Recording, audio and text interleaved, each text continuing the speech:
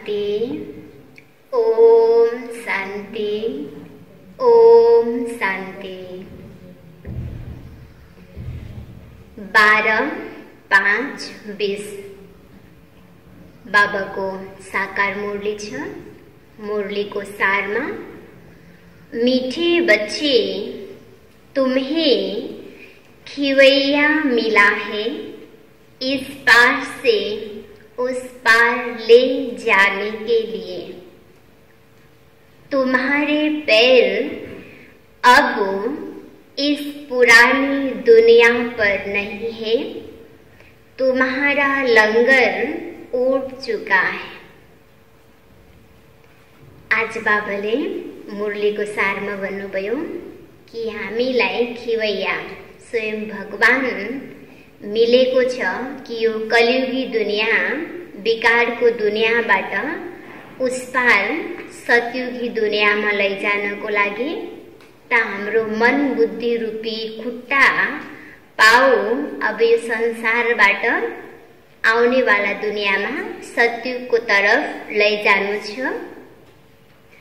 प्रश्नमा छ, जादूगर बाप की वंडरफुल जादूगरी कौन सी है जो दूसरा कोई नहीं कर सकता। प्रश्नमा,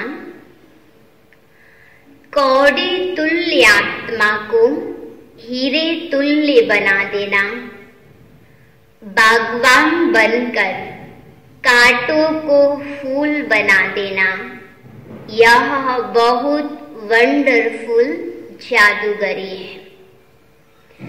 जो एक जादूगर माफी करता है, दूसरा कोई नहीं।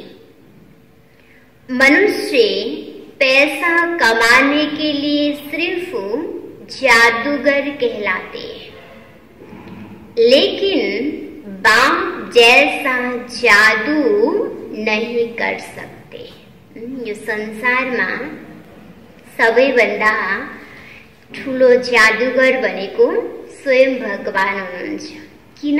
ताज बाबाले भन्नुभयो कि शिव बाबाले हरेक कौडी तुल्य मनुष्यलाई पनि ज्ञान र गुणले मूल्यवान हीरा समान बनाउनुहुन्छ र स्वयं भगवान बागवान बनेर काँडा जस्तो जीवनलाई पनि फूल समान बनाउनुहुन्छ।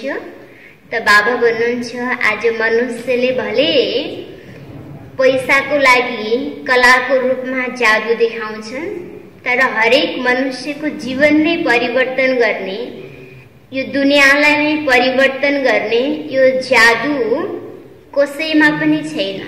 सिर्फ यो जादू स्वयं भगवानमा मात्रै छ। ओम शांति। सारे सृष्टि चक्र व ड्रामा में बाप एक ही बार आते हैं और कोई सत्संग आदि में ऐसे नहीं समझते होंगे। न वह कथा करने वाला बापे, न वह बच्चे, वह तो वास्तव में फॉलोअर्स भी नहीं है। यहाँ तो तुम बच्चे भी हो, स्टूडेंट्स भी हो और फॉलोअर्स भी हो। बाप बच्चों को साथ में ले जाएंगे, बाबा जाएंगे तो फिर बच्चे भी इस छीछी दुनिया से अपनी गुलगुल दुनिया में चलकर राज्य करेंगे। यह तुम बच्चों की बुद्धि में आना चाहिए। इस शरीर के अंदर जो रहने वाली आत्मा है, वह बहुत खुश होती है। तुम्हारी आत्मा बहुत खुश होनी चाहिए।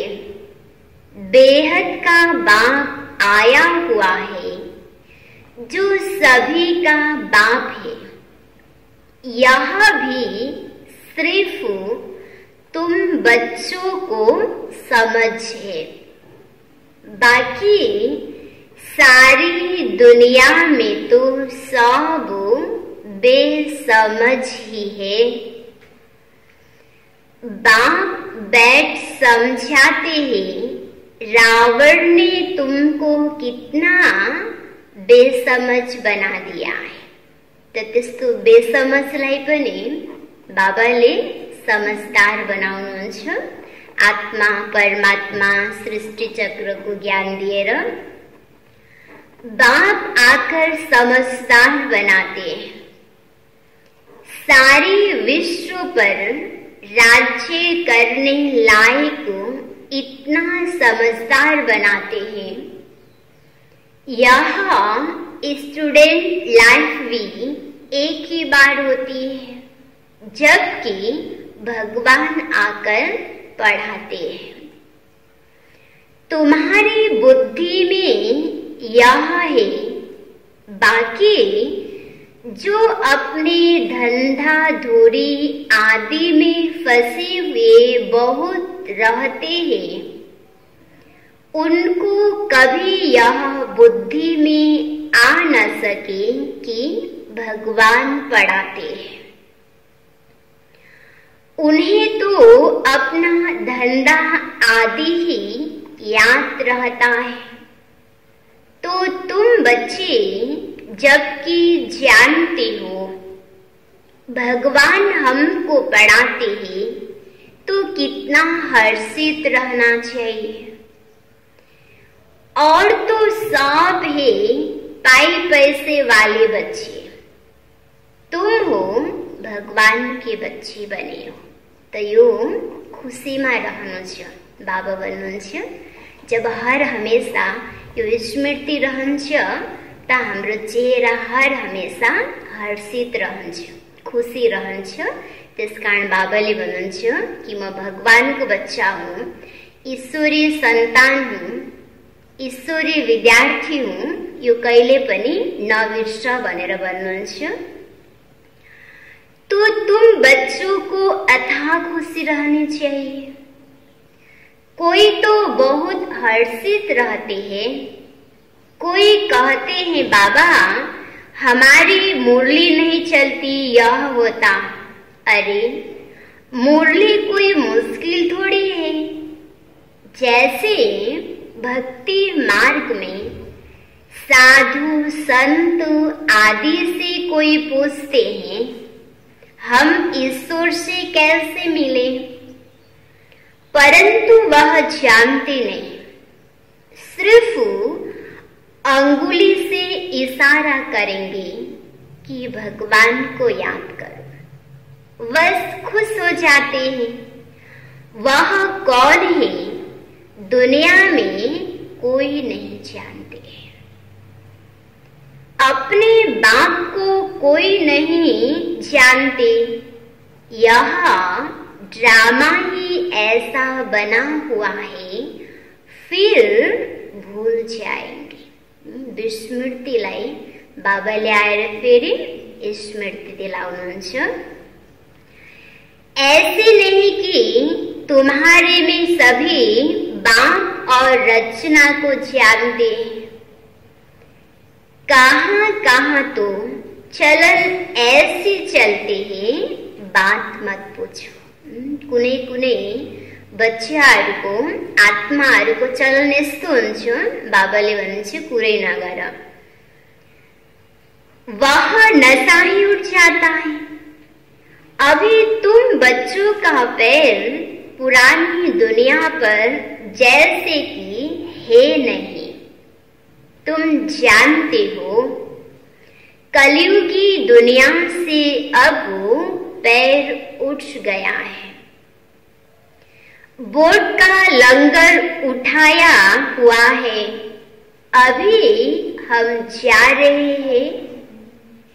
बाप हमको कहाँ ले जाएंगे, यह बुद्धि में है, क्योंकि बाप खिवैया भी है तो बागवान भी है। यो विकारी दुनियाँबाट पार गराउने वाला र काँडा जस्तो जीवनलाई पनि फूल जस्तो बनाउने वाला बाबा हुनुहुन्छ।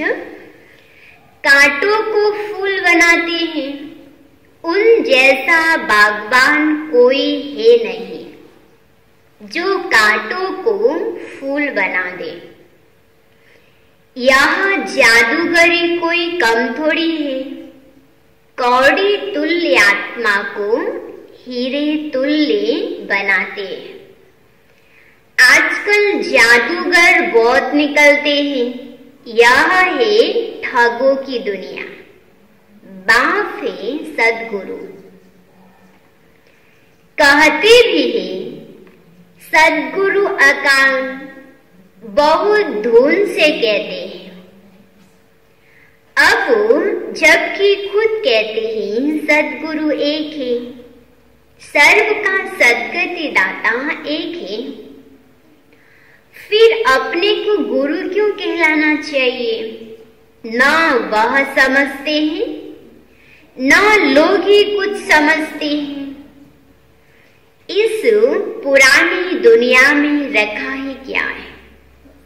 बच्चों को जब मालूम होता है बाबा ने नया घर बना रहे हैं, तो ऐसा कौन होगा जो नए घर से नफरत पुराने घर से प्रीत रखेंगे? बुद्धि में नया घर ही याद रहता है। तुम बेहद बाप के बच्चे बने हो तो तुम्हें स्मृति रहनी चाहिए कि बाप हमारे लिए न्यू वर्ल्ड बना रहे हैं। हम उस न्यू वर्ल्ड में जाते हैं। उस न्यू वर्ल्ड के नाम अनेक हैं, सतयुग, हेवन, पैराडाइज, वैकुंठ आदि। तुम्हारी बुद्धि अब पुरानी दुनिया से उठ गई है, क्योंकि पुरानी दुनिया में दुख ही दुख है। इसका नाम ही है हेल, कांटों का जंगल, रौरव, नरक, कंसपुरी। इनका अर्थ भी कोई नहीं जानते।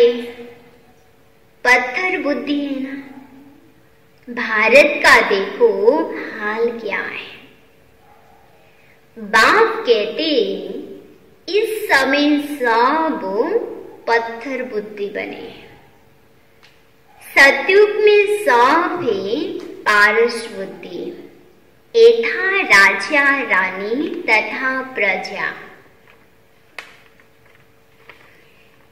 यहाँ तो है ही प्रजा का प्रजा पर राज्य, इसलिए सबके स्टैम्प बनाते रहते हैं। तुम बच्चों की बुद्धि में यह याद रहना चाहिए, ऊंचे ते ऊंचे बापू, फिर सेकंड नंबर में ऊंच कौन है? ब्रह्मा, विष्णु, शंकर की तो कोई ऊंचाई नहीं है। शंकर की तो पहरवाइश आदि ही कैसे बना दी है। कह देते हैं वह भांग पीते, धतूरा खाते। यह तो इंसल्ट है ना। यह बातें होती नहीं। यह अपने धर्मों को ही भूले हुए हैं। अपने देवताओं के लिए क्या क्या कहते रहते हैं, कितनी बेइज्जती करते हैं। तब बाप कहते हैं मेरी भी बेइज्जती शंकर की, ब्रह्मा की भी बेइज्जती, विष्णु की भी बेइज्जती नहीं होती। वास्तव में गुप्त उनकी भी करते हैं, क्योंकि विष्णु ही राधा कृष्ण है। अब कृष्ण छोटा बच्चा तो महात्मा से भी ऊंच गाया जाता है। यह तो पीछे सन्यास करते हैं, वह तो छोटा बच्चा है ही पवित्र, पाप आदि को जानते नहीं। तो ऊंचते ऊंचे शिव बाबा फिर भी बेचारों को पता नहीं है कि प्रजापिता ब्रह्मा कहाँ होना चाहिए। प्रजापिता ब्रह्मा को दिखाते भी शरीरधारी है। अजमेर में उनका मंदिर है। दाढ़ी मूछ देते हैं ब्रह्मा को, शंकर व विष्णु को नहीं देते। तो यह समझ की बात है। प्रजापिता ब्रह्मा सूक्ष्म वतन में कैसे होगा? वह तो यहाँ होना चाहिए ना। इस समय ब्रह्मा की कितनी संतानें? लिखा हुआ है प्रजापिता ब्रह्मा कुमार कुमारियां इतने ढेर है, तो जरूर प्रजापिता ब्रह्मा होगा। चैतन्य है तो जरूर कुछ करते होंगे। क्या प्रजापिता ब्रह्मा सिर्फ बच्चे ही पैदा करते हैं या और भी कुछ करते हैं? भल आदि देव ब्रह्मा आदि देवी सरस्वती कहते हैं, परंतु उनका क्या पाठ है यह किसको भी पता नहीं। रास्ता है तो जरूर यहाँ होकर गया होगा जरूर। ब्राह्मणों को शिव बाबा ने एडॉप्ट किया होगा, नहीं तो ब्रह्मा कहाँ से आया? यह नई बात है ना। जब तक बाप नहीं आया है तब तक कोई जान न सके। जिसका जो पाठ है वही बजाते हैं। बुद्धि ने क्या पाठ बजाया? बुद्ध ने क्या पाठ बजाया? कब आया? क्या आकर किया? कोई नहीं जानते। तुम अभी जानते हो क्या वह गुरु है, टीचर है, बाप है? नहीं। सद्गति तो दे न सके, वह तो सिर्फ अपने धर्म के रास्ता ठहरे, गुरु नहीं। बाप बच्चों को रस्ते ही फिर पढ़ाते हैं। बाप, टीचर, गुरु तीनों ही है। दूसरे कोई को थोड़ी ही कहेंगे कि तुम पढ़ाओ। और कोई के पास यह नॉलेज है ही नहीं। बेहद का बाप ही ज्ञान का सागर है, तो जरूर ज्ञान ही सुनाएंगे ना। बाप ने ही स्वर्ग का राज्य भाग्य दिया था, अभी फिर से बाप दे रहे हैं। बाप कहते हैं तुम फिर से 5000 वर्ष बाद आकर मिले हो।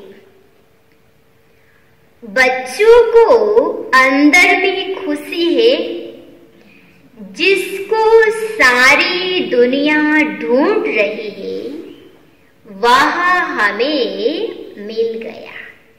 बाबाले सोध्दै हुनुहुन्छ आज संसारमा जसले खोजिरहेको छ भगवान भनेर, त त्यो भगवान मलाई मिल्यो, मलाई प्राप्त भयो, त्यो भगवानले मलाई पढाइराख्नु भएको छ, यो खुसी हुन्छ, यो खुसीमा रहन्छौ भनेर सोध्दै हुनुहुन्छ। तो बच्चे कहते हैं, हाँ बाबा, हम आपको अनेक बार मिले, भल कितना भी कोई तुमको मारे पीटे, अंदर में तो वह खुशी है ना। शिव बाबा के मिलने की याद तो है ना, याद से कितने पाप करते हैं अबलाओं, बादलियों के तो और ही जास्ती करते हैं, क्योंकि वह जास्ती शिव बाबा को याद करती है। अत्याचार होते हैं तो बुद्धि शिव बाबा की तरफ चले जाती है, शिव बाबा क्षमा करो। तो याद करना अच्छा है ना, भले रोज मार खाओ, शिव बाबा को याद करेगी, यह तो भलाई है ना। ऐसे मार पर तो बलिहारी जाना चाहिए। बाबाले भन्नुहुन्छ परिस्थिति आउँछ त त्यो परिस्थितिले अझै के हुन्छ, भगवान याद आउँछ, बाबा याद आउँछ। त बाबाले भन्नुहुन्छ परिस्थितिले हामीलाई कमजोर गराउनको लागि हैन, अझै भगवानको याद दिलाउन आउँछ। त्यसकारण परिस्थितिलाई पनि बाबाले भन्नुहुन्छ दिलले धन्यवाद देऊ, त्यो परिस्थिति देखेर नघबराऊ भन्छ। अब देखो, ऐसे मार पर तो बलिहार जाना चाहिए, मार पड़ती है तो याद करते, कहते हैं गंगा जल मुख में हो, गंगा का तट हो, तब प्राण तन से निकले। तुमको जब मार मिलती है, बुद्धि में अल्फ और बे याद हो, बस बाबा कहने से वर्षा जरूर याद आएगा। ऐसा कोई भी नहीं होगा जिसको बाबा कहने से वर्षा याद न पड़े। बाप के साथ मिलकियत जरूर याद आएगी। तुमको भी शिव बाबा के साथ वर्षा जरूर याद आना चाहिए। जब पितालाई याद हुन्छ, शिव बाबालाई याद हुन्छ, त त्यो बाबाद्वारा प्राप्ति हुने गुणहरू, ज्ञानहरू पनि बाबाले भन्नुहुन्छ साथ साथ स्मरण रहन्छ।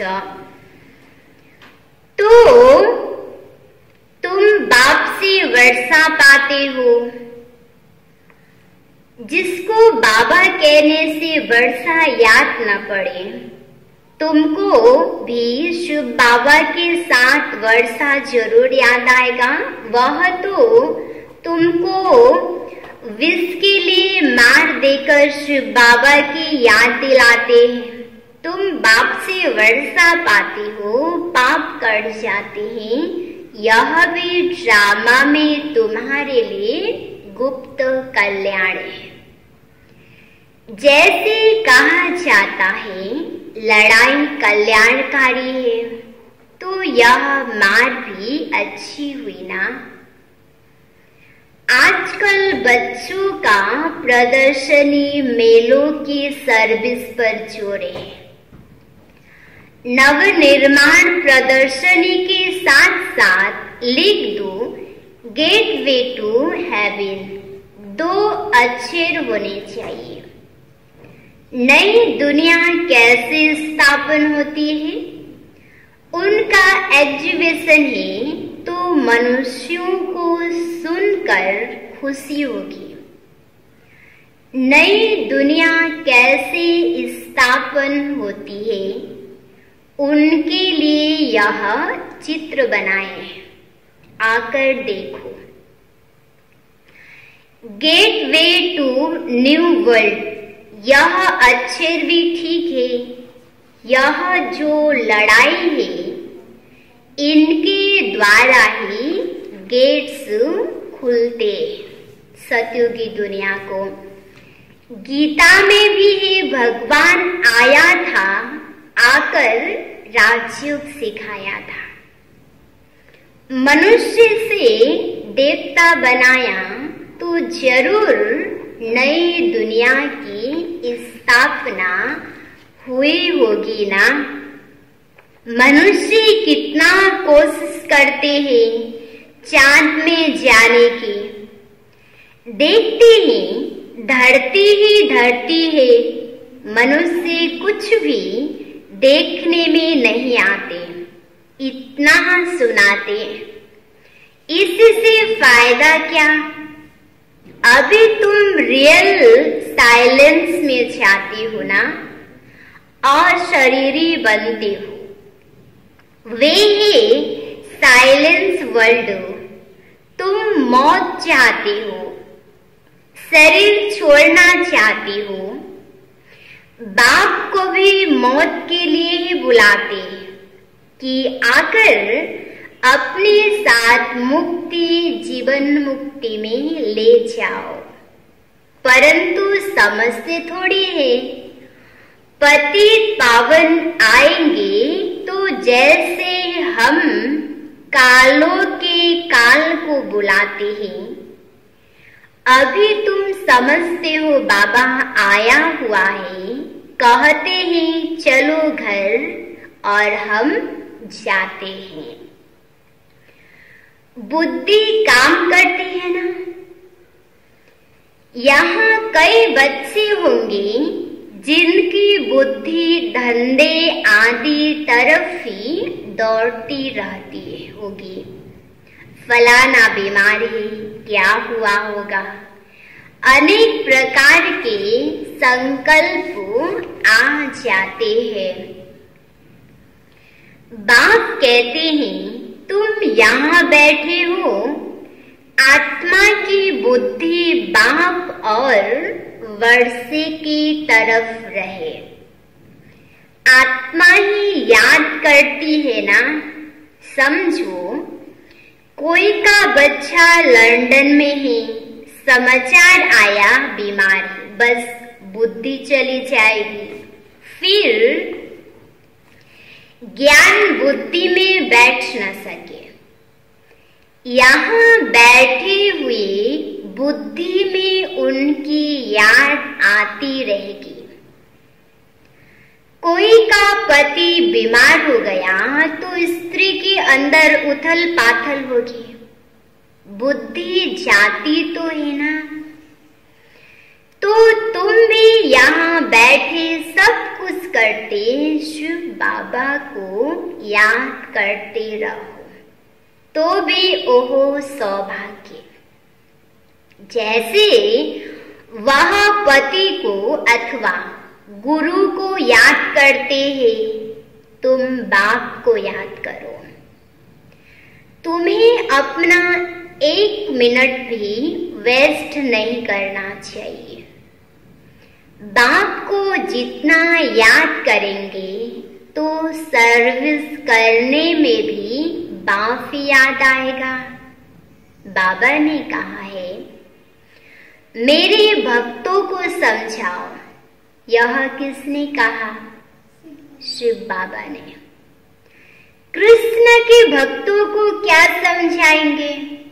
उनको कहो कृष्ण नई दुनिया स्थापन कर रहे हैं, मानेंगे?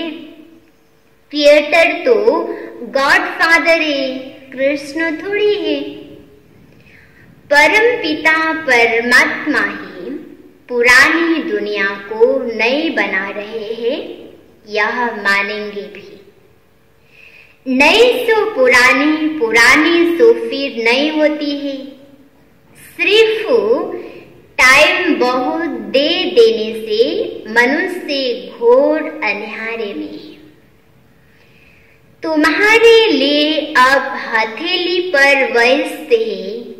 बाबा कहते मैं तुमको उस स्वर्ग का मालिक बनाने आया। बनेंगे? वहां क्यों नहीं बनेंगे? अच्छा, मुझे याद करो और पवित्र बनो। याद से ही पाप भस्म हो जाएंगे। तुम बच्चे जानते हो विकर्मों का बोझ आत्मा पर है, न कि शरीर पर। अगर शरीर पर बोझा होता तो जब शरीर को जला देते हैं तो उसके साथ पाप भी तो जल जाता। आत्मा तो है ही अविनाशी, उसमें सिर्फ खाद पड़ती। जिनको निकालने के लिए बाप एक ही युक्ति बतलाते हैं कि याद करो, पति से पावन बनने की युक्ति कैसी अच्छी है। मंदिर बनाने वाले, शिव की पूजा करने वाले भी भक्त है ना। पुजारी को कभी पूज्य कह न सके। अच्छा, मीठी मीठी सिकिलतें बच्चों प्रति माता पिता बाप दादा का याद प्यार और गुड मॉर्निंग। रूहानी बाप की रूहानी बच्चों को नमस्ते। रूहानी बच्चों की रूहानी बाप को याद प्यार गुड मॉर्निंग और नमस्ते नमस्ते। धारणा को लागी मुख्य सार छ पहलो नंबर में, जिससे सारी दुनिया ढूंढ रही है वह बाबा हमें मिल गया, इसी खुशी में रहना है। याद से ही पाप करते हैं, इसलिए किसी भी परिस्थिति में बाप और वर्षे को याद करना है। एक मिनट भी अपना समय वेस्ट नहीं करना है। दूसरा नंबर में, इस पुरानी दुनिया से बुद्धि का लंगर उठा देना है। बाबा हमारे लिए नया घर बना रहे हैं। यह है रौरव नर्क कंसपुरी। हम जाते हैं बैकुंठपुरी में। सदा इस स्मृति में रहना है। वरदान में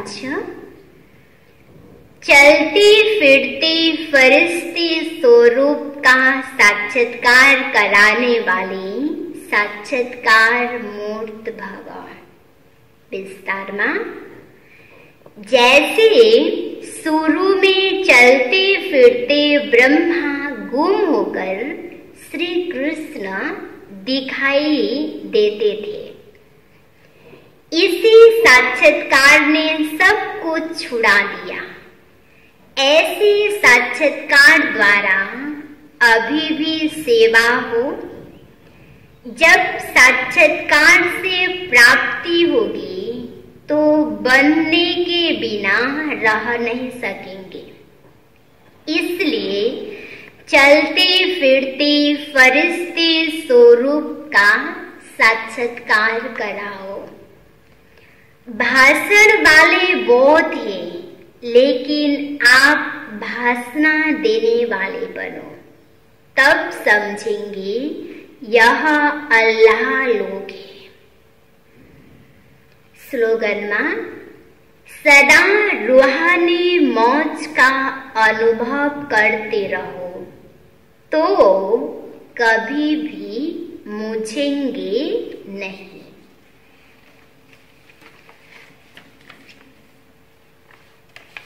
मुरली को सार में, मीठे बच्चे तुम्हें खिवैया मिला है, इस पार से उस पार ले जाने के लिए। तुम्हारे पैर अब इस पुरानी दुनिया पर नहीं है, तुम्हारा लंगर उठ चुका है। ओम शांति।